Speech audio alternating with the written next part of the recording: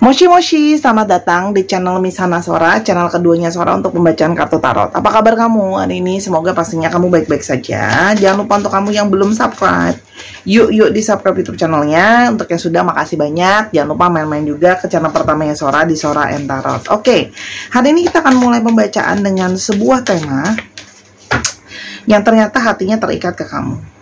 Ya, siapa yang hatinya ternyata terikat ke kamu? Sora akan mengambil energi besar untuk pembacaan kita hari ini ya. Yang pertama ada guidance.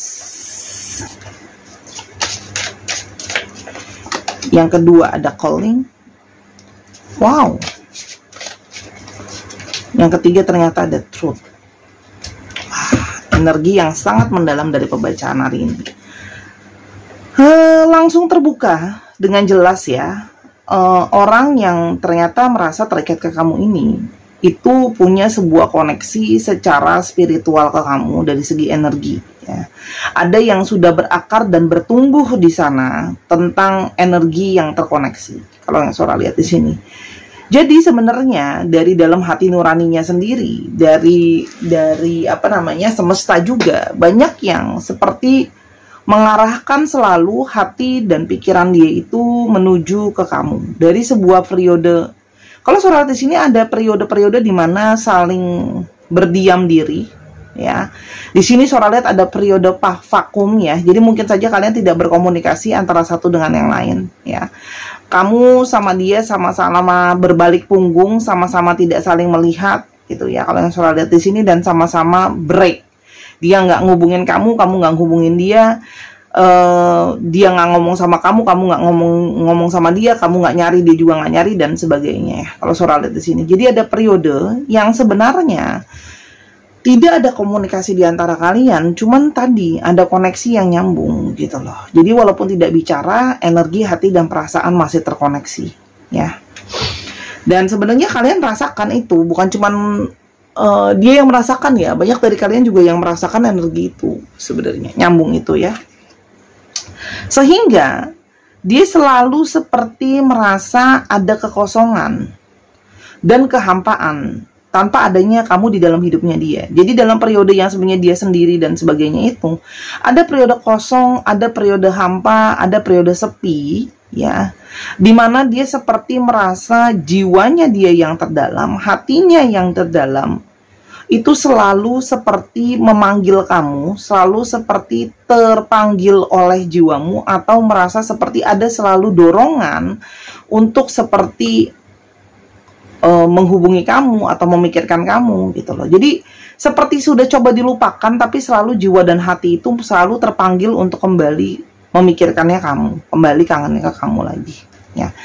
Jadi di sini memang ada periode di mana ikatan energinya lebih kepada ikatan memang spiritual ya, kalau Sora lihat di sini, yang secara bertahap dituntun oleh diri sendiri dan semesta ini. Bahwa ya dia suka atau tidak suka gitu loh ya, berusaha denial atau tidak, kebenaran yang ada adalah intuisi mengarahkan dan menuntut dia untuk melihat apa sih sebenarnya perasaan dia sendiri gitu loh. Jadi dia berjalan dengan waktu, dia lebih banyak memaknai intuisi dia sendiri, bahwa sebenar-benarnya ya memang harus dia akui, bahwa memang harus dia sadari, atau memang harus dia terima kalau ya memang dia itu masih sering memikirkan kamu gitu loh. Memang ternyata dia tidak lepas dari kamu. Jadi meskipun apa ya namanya, nggak ada komunikasi dan sebagainya, namanya pikiran dan hati itu tidak bisa dibohongi gitu loh. Menarik ya, sebuah kebenaran yang terungkap. Artinya orang ini ya sebelumnya juga hampir tidak percaya dengan apa yang dia pikirkan, dengan apa yang dia rasakan, tapi kebenaran yang harus diungkap ya terungkap. Kita lihat dulu ciri-cirinya mungkin ya, siapakah orang ini? Ciri-cirinya siapakah orang ini? Orang yang sebenarnya awalnya adalah seseorang yang mendekati kamu duluan ya, seseorang yang menawarkan cinta dan perasaannya ke kamu ya. Jadi memang dia yang awalnya sebenarnya banyak dari mereka yang ngedeketin kamu duluan ya, dan Seseorang yang bisa saja seorang yang perasa, seseorang yang sensitif, banyak memakai perasaannya, tapi di satu sisi dia selalu melindungi dirinya dia nggak pingin disakiti. Jadi ada perasaan takut disakiti juga di sana, ya. Kalau Sora lihat orangnya memilih kalau bergerak terhadap segala sesuatu itu berhati-hati, pelan-pelan, step by step. Orang ini punya energi dari sebuah keraguan. Masih ada ketidakpastian, masih ada kegalauan-kegalauan yang sering sekali melanda dirinya dia. Dia tidak yakin sendiri dengan hati dan pikirannya sendiri. Dan dia cenderung akan menutupi kebenaran sesungguhnya perasaan dia, gitu loh. Jadi sebenarnya perasaan dia sesungguhnya seperti apa, dia memilih kadang-kadang gak ngasih tauin kamu atau gak terbuka secara sepenuhnya ke kamu. Ada satu kekhawatiran, ada satu keraguan, ya. Tapi dia juga seseorang yang sering sekali berfantasi, memikirkan, membayangkan kamu, itu juga ada, ya. Jadi terkadang itu dia bisa seperti pingin sendiri, tapi kadang-kadang juga butuh kamu, ya. Sikapnya serba abu-abu, ya. Ini ada yang menandakan bahwa dia lebih aktif di malam hari, ya, orangnya, atau nokturnal, itu lebih aktif di malam hari. Bisa saja lahir di malam hari atau kamu komunikasi sama dia banyak di malam hari, ya. Orang ini itu juga banyak sekali sebuah perenungan, banyak sekali sebuah pemikiran, ya, yang dia itu merasa kalau ada apa-apa itu lebih kepada proses, ya. Orangnya begitu banyak kekhawatiran, tapi begitu juga banyak pertimbangan, ya. Karena kalau Sora lihat dia itu orang yang serba takut, ya, takut gagal, takut nggak berhasil. Tapi ini juga bisa menandakan bahwa hubungan kalian itu berada di suatu persimpangan eksekusi berikutnya mau kayak apa, itu ada, ya. Faktor-faktor finansial itu menjadi sesuatu yang cukup penting. Sikapnya dia adalah protektif terhadap finansial, ya, berfokus terhadap karir, ya. Ada beberapa yang kalau sholat untuk kerja, ada yang punya usaha sendiri atau punya bawahan dalam pekerjaannya dia, ya, mencari keberhasilan dan kemakmuran, dan dia suka mengatur soal uang. Dia pingin yang punya kontrol soal uang atau finansial, ya. Jadi kalau kamu mau relationship sama orang ini akan cenderung kepingin dia yang mengatur finansial dalam hidupnya. Orang ini ingin mencapai keberhasilan, punya banyak mimpi pencapaian, ya. Kalau yang Sora lihat di sini, segala sesuatu itu ingin dia raih, segala sesuatu itu ingin dia dapatkan. Seorang pemimpi yang sangat-sangat besar. Sekarang kita mau lihat apa sih yang mungkin menjadi isu sebelumnya, ya, antara kamu sama dia, yang tadi Sora bilang saling diam, tidak bicara. Kalau Sora lihat di sini sudah jelas sebenarnya, ya, sikap dia yang ragu-ragu, sikap dia yang khawatir. Tapi kita mau lihat apakah ada isu lain di antara kalian. Prioritas, ya. Jadi orang ini merasakan sebuah ketakutan dari prioritas yang mau dia raih atau yang mau dia capai, ya. Apa sih prioritas dia? Apa sih yang benar-benar dia inginkan? Karena semua penuh dengan pikiran dia itu penuh dengan ketakutan, keraguan-raguan, kebingungan. Aku mau ini, aku mau itu, tapi semuanya nggak ada prioritasnya, gitu loh. Paham, ya? Jadi bingung jadinya. Apa sih yang kamu mau jadinya? Gitu. Apa sih yang jadi keutama buat kamu sebenarnya? Nomor satu tuh apa yang paling kamu pinginin, gitu loh, ya.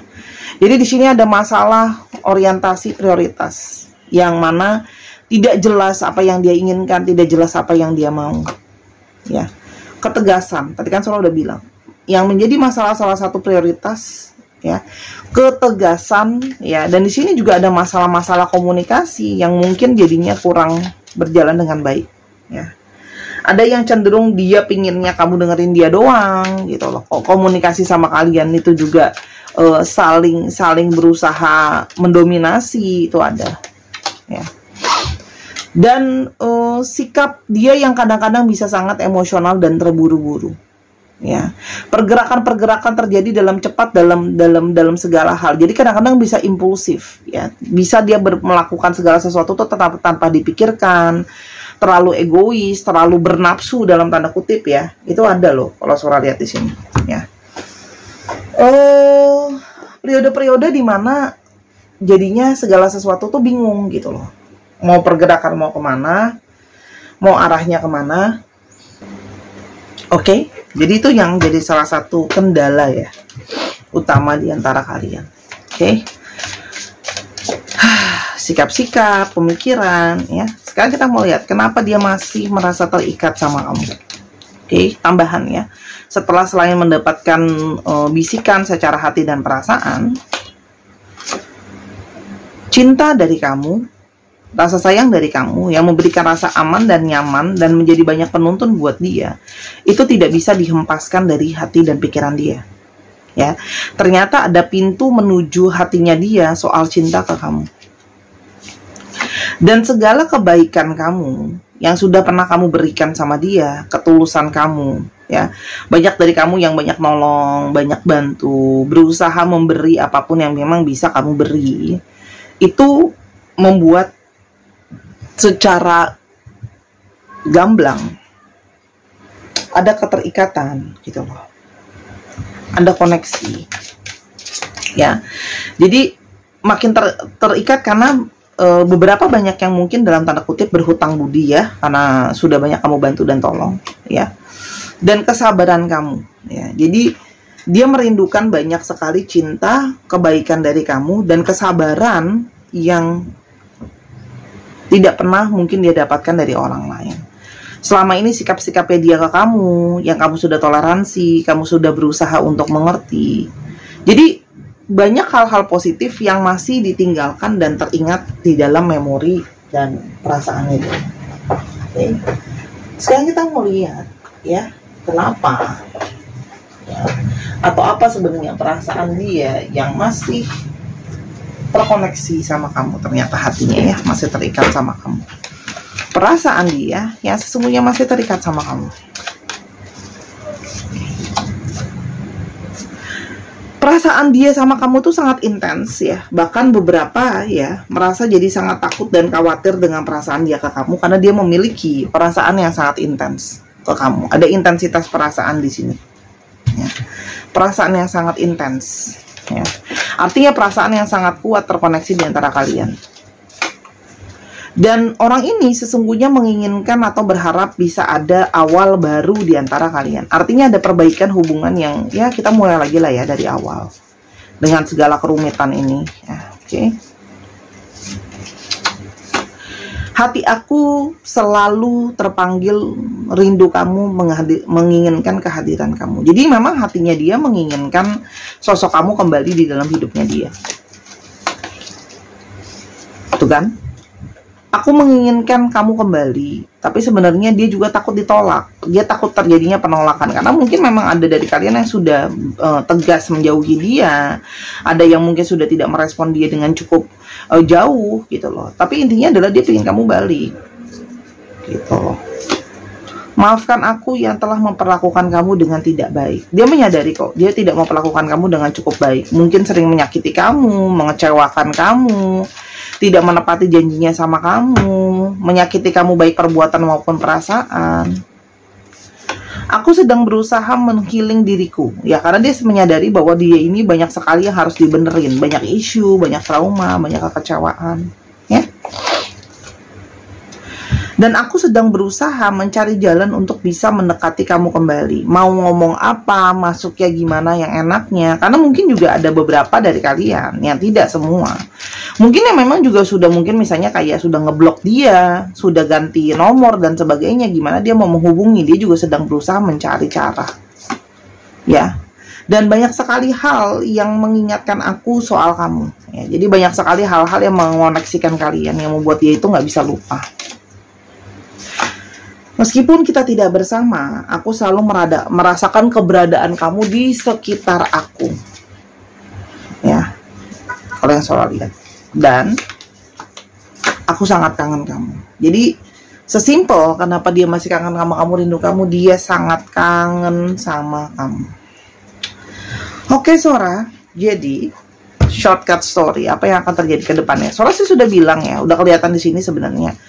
Mencari cara untuk balik ke kamu itu udah jelas dari kata-kata kartunya. Ya. Orang ini masih memutuskan untuk mengamati atau stalking dulu atau memantau dulu dari jauh ya. Artinya orang ini memang tipenya observasi dulu, observan ya. Sebelum mengambil tindakan dia mau observasi dulu. Kalau sebelumnya mungkin banyak yang gegabah dan terburu-buru, sekarang lebih berhati-hati. Seperti ada observasi, memandang, mengawasi sambil merencanakan apa yang harus dilakukan ke depannya. Ya. Karena orang ini menyadari gitu loh, situasi yang udah nggak bagus ini bisa saja benar-benar sulit untuk diperbaiki. Karena hubungan kalian sudah benar-benar berantakan ya. Oke, kalau yang salah lihat. Jadi seperti ada proses di mana dia berusaha evaluasi atas kesalahan yang kemarin tuh apa aja sih. Evaluasinya itu mendalam karena memang hancur, benar-benar sudah hancur. Dan dia berharap masih ada tersisa kesempatan untuk bisa, yuk kita bangun lagi, yuk kita saling berkooperasi lagi, yuk gitu. Walaupun memang dia hanya akan bisa masuk ke kamu melalui jalur yang kayak ya udah kita temenan dulu ya. Mungkin kita mulainya dari saling ngomongin apa aja yang membuat kita masih bisa mempertahankan. Jadi kalau saudara di sini ada keinginan dia untuk membangun lagi dari awal. Banyak juga yang akan mempergunakan mungkin masuknya melalui jalur teman ya. Minta untuk teman kamu masuk ke kamu untuk bantuin dia, backupin dia. Atau ada juga yang masuknya melalui lebih ke arah kayak nggak langsung ajak balikan, tapi kayak yuk kita temenan dulu gitu. Paham ya? Jadi kayak berusaha untuk membangun kembali sebuah perasaan bahwa kita tuh masih punya visi yang misi yang sama loh gitu. Paham ya? Masih ada kesamaan yang membuat kita masih bisa jalan. Karena sebenarnya dibalik itu semua ketakutan dia banyak, kekhawatiran dia untuk kamu tolak tuh banyak gitu. Makanya dia takut berpikir terlalu jauh dan takut kamu tolak juga. Jadi lebih kepada masuknya ini nanti pelan-pelan ya. Di sini ada angka 3 yang sangat mendominasi cukup banyak ya. Angka 3, 3, 3. Wow, 3-nya banyak sekali. Ya, di sini ada angka 3 yang sangat mendominasi. Jadi ini bisa berarti bulan ketiga, 3 bulan lagi atau 3 minggu lagi. Kalau saudara rasa nggak 3 minggu lah ya, ini bisa 3 bulan lagi atau bulan ketiga, atau 9 minggu lagi, 9 bulan lagi atau bulan ke-9. Ada sesuatu tentang angka 3 dan 9 di sini. Apalagi angka 3-nya. Angka 3-nya sampai keluar 3 kali. Ya. Jadi angka 3 ini cukup mendominasi. Tapi akan ada ini kok, akan ada apa ya, daya upaya untuk masuk ke kamu ya, untuk memulai awal yang baru, tapi kan nggak bisa langsung set gimana ya kalau kekecewaannya udah banyak. Yang lucunya di sini adalah ada semua astrologi. Semua astrologi ada di sini. Sora hanya akan mengambil sedikit charm di sini. Yang paling terkuat apa? Karena semuanya sebenarnya ada, semua astrologi ada untuk pembacaan hari ini ya. Soalnya akan ambil 3 yang terkuat mungkin. Pisces, bukan Pisces, Gemini, Scorpio dan Capricorn. Semua ada, tapi 3 ini yang cukup dominan dan soalnya akan ambil alfabetnya ya. Ada U, M, N, J, R, F,